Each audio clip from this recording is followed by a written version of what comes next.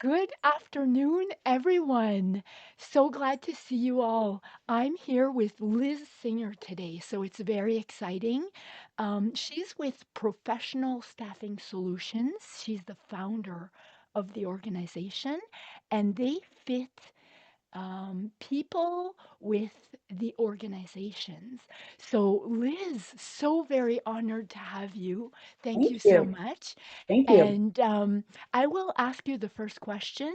And the Okay. first question is for you to explain what your role and your background is. Okay. So my background is in recruiting. So I've been recruiting since 1992. So it's been a long, long time. So my background has been in recruiting almost my entire career. So I got into it because I had temped, I had did temp work like in high school and during college, and I thought it was very boring, the kind of work I was doing. But I liked I wanted to be the person on the other side of the desk, sending people out. That seemed more interesting to me. So that's how I got into it. And in 92, I worked for a placement agency for 6.5 years. And then in 99, I started Professional Staffing Solutions. So Wow, decided I'm like, I think I understand how to do this. And I didn't know anything, which is probably fine. And in the 90s, things were a little less complicated in a lot of ways. You just sort of picked up the phone and called people.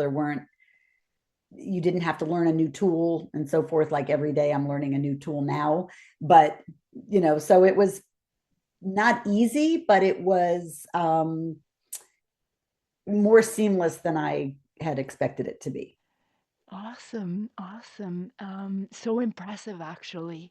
The duration of time you've been doing this definitely makes you an expert. Um, I was wondering, Liz, if you can tell us about the mission and values of Professional Staffing Solutions, please. Yes. So they're pretty aligned. The mission and the values are pretty much one and the same. So we build our entire reputation on integrity and transparency. So, we're not trying to fit square pegs in round holes and vice versa. And, a one off to a client, you get the money, but you never see them again is not how we like to do business. I mean, obviously things aren't perfect. There are some difficult clients, there's some difficult people. Everyone isn't always getting along perfectly, but generally speaking, we like to work with people that we like to work with, and we expect, we're responsive, we're honest, like I said, we're transparent, and we sort of respect that in return. Can't make people do anything, Yes. but you can kind of model the way and lay expectations out. So it's we deal with lots and lots and lots and lots of people. So obviously not everyone is going to be a friend. Like you meet lots of people, they're not all going to stick. But we try to maintain that value of, consistency, responsiveness, integrity, transparency, and honesty. I mean, we can't build on anything if we're saying one thing and something else is the case. But to do that, you have to rely on everybody to be doing that, because we're sharing information with everybody. So if somebody tells me something that's not true and then I share it, that looks bad on all of us. So we try to lay a foundation of, trust and integrity out of the gate. And it really, it doesn't always equal money, but it will always equal repeat business. I So love it. yeah, Great. yeah. And I was wondering if you can tell our listeners basically what you do Mhm. and what your signature product is. So when someone approaches you for services, what's the value that you provide to them? So, and it's changed because, as the economy changes and unemployment rises and falls and so forth, I mean, the needs are always different. Mhm. Sometimes there's a lot of openings and not a lot of candidates. And so that makes our job hard in one direction. Right now, there's a lot of candidates and not a lot of openings. That makes it hard in the other direction. We can't make a candidate unfortunately, and we can't make a company have an opening that they're needing to fill. So the it kind of ebbs and flows with what the needs are of each, but we are constantly trying to identify uh, good fit positions for the candidates that we're working with, and keeping an eye out also for good fit candidates that our companies may or may not have an actual need for. But a service we provide is, I know you're not looking, but if I found somebody that had X, Y, or Z, and you had told me one time, if you, we're going to call them up and keep them on our radar. And so it's a benefit, because sometimes when you're not looking is when you find things, and that's often the case. So it's kind of Yeah. an extra, like an extra value that we provide. So tell me, is it the employers that usually approach you looking for something specific It's or both. the candidates? It's both. I mean, we have candidates. I mean, I talk to candidates probably every day, different candidates every day. Wow. If I talk to that many companies, that would be great. But there's definitely more people looking than there are Mm, companies needing. But hope springs eternal. So we're always like, well, you just build a deep bench and a good pipeline.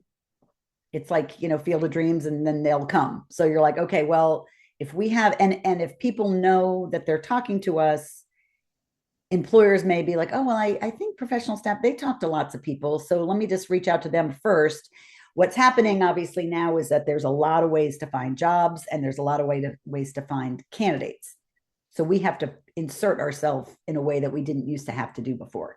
Companies like, well, let me just post it on LinkedIn first, see what happens. I'm like, what's going to happen is you're going to get a lot of resumes. I know what's going to happen. I can tell you what's going to happen. You're going to get a lot of resumes. Will you get somebody you can hire?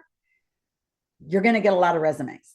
If you work through a recruiter, you're not going to get a lot of resumes. You're going to get, because based on what the criteria is, I might have 3 people that fit that criteria. And quite honestly, even if they post it, 3 people might have that criteria, but you're getting a huge volume. We're only sending the people that fit the criteria. So yeah. that's why that's the benefit of like using, like, let me send you 3. If you don't like those 3, I'll send you 3 more. But we don't need to look at, no one's reading 50 resumes. Absolutely not. No one's doing that. An ATS might be doing that. An applicant tracking system might be doing that. But I'm talking to the entire person. We were talking about like heads versus whole people. I'm not just talking to, I'm trying to identify the entire fit. You're not going to get that from looking at a resume or a LinkedIn Hmm. profile. It So makes a lot of sense because a lot of the jobs that I see on LinkedIn, for example, that's just one example, but yeah, there's over 100 applicants, so the and that's employer just what, has to sift through them, yeah, right? and that's just what they're tracking. When it says over 100, it could be Yeah. 400. I mean, I don't even Mm, know. I mean, I would think it would make sense that they turn it off at a certain point, because I mean, you yeah. know, the first 25 will get read, and they'll probably pick somebody from the first 25. Mm, And so what's the point? But it's a free service versus we charge a fee for our service, but the service is that you're not looking through 75 resumes. I mean, yeah.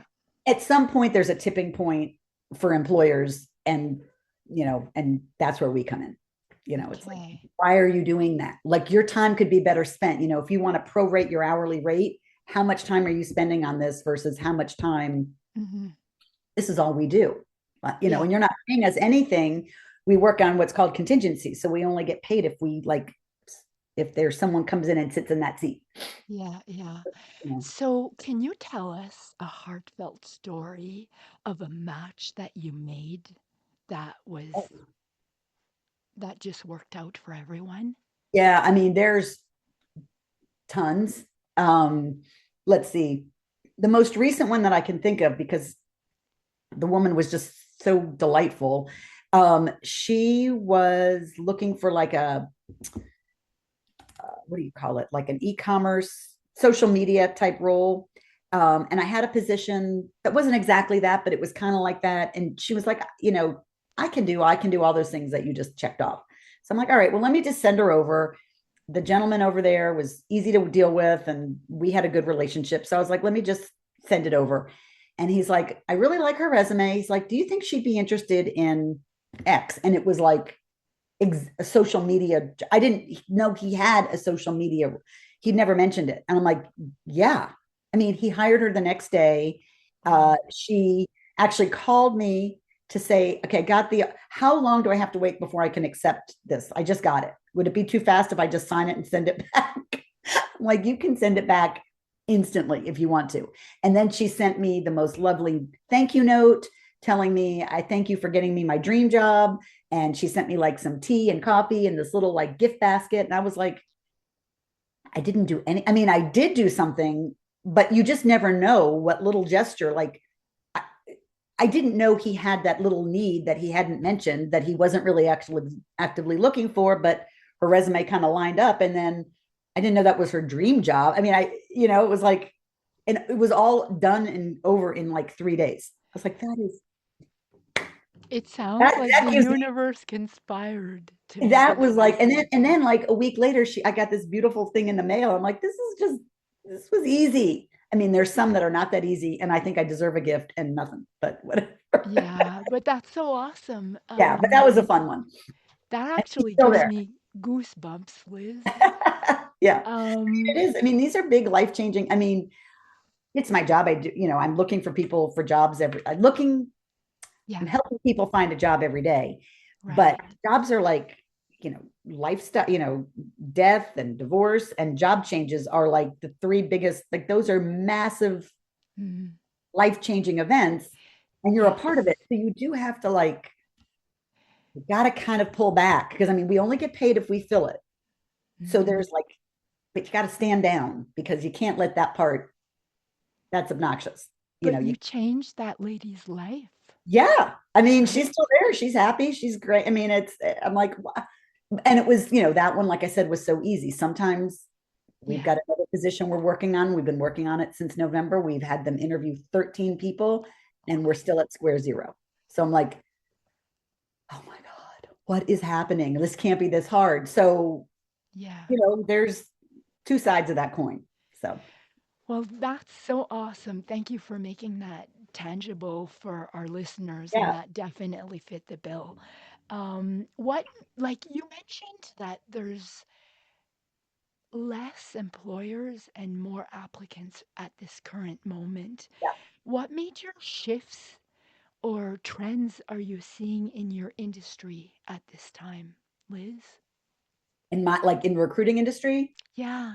super Like, competitive, like oh, insane. Like I don't remember this being like this. Maybe it was. I tend to put blinders on. And so once it's over, if it was bad, I'm like, oh, that didn't, I just forget about it and move on. So it could have happened. And I have people in my life, if I say, God, this has been so hard. And they're like, you've been here before. I'm like, I have. They're like, yeah, don't you remember? No, I don't remember.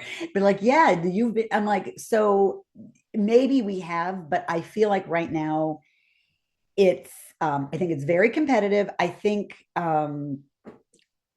companies, I think employers are getting, because there's uh, less, because there's so many candidates out there, employers are being extraordinarily particular. mm, And just like, if you went into a big showroom and you could get a couch and you're like, I don't like that blue, I want that blue. And then, you could, whereas if there were four couches, like, well, that one's yeah. close enough. It's just too many options. I'm like, we got to like, there's Yes. always another better, grass is greener. There's always something.